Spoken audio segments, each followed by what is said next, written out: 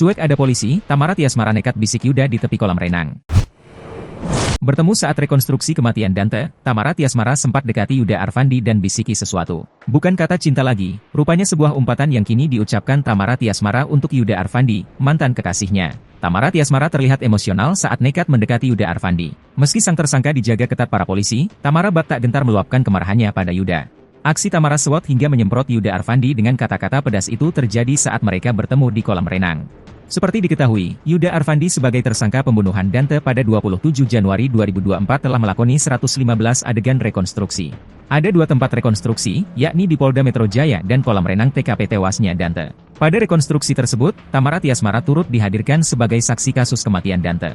Sebab sebelum Dante meninggal dunia, Tamara lah yang mengantar sang putra ke rumah Yuda Arfandi. Terutama saat Yuda Arfandi memerankan adegan menenggelamkan Dante 12 kali di kolam renang hingga membuat korban tewas, Tamara tak kuasa menahan laju air matanya. Karenanya, saat berpapasan langsung dengan Yuda Arfandi di rekonstruksi, Tamara Tiasmara tak menyia-nyiakan kesempatan. Tak gentar meski Yuda Arfandi dijaga ketat penyidik Polda Metro Jaya, Tamara Tiasmara langsung mendekat ke arah tersangka saat di kolam renang. Dengan suara bergetar, Tamara menyindir Yuda Arfandi dan keluarganya yang tak mau disalahkan atas kasus kematian Dante. Tamara pun meminta Yuda Arfandi untuk menyadari perbuatan jahatnya. "Lu sadar, jangan nyindir mulu. Keluarga bisanya nyindir-nyindir doang," kata Tamara Tiasmara di samping Yuda Arfandi. Melihat Tamara emosi, keluarga yang mendampinginya pun menenangkan sang artis. Tamara lantas menepi guna menenangkan diri setelah bertemu langsung dengan Yuda Arfandi. Dimarahi sang mantan pacar, Yuda Arfandi cuma tertunduk lesu.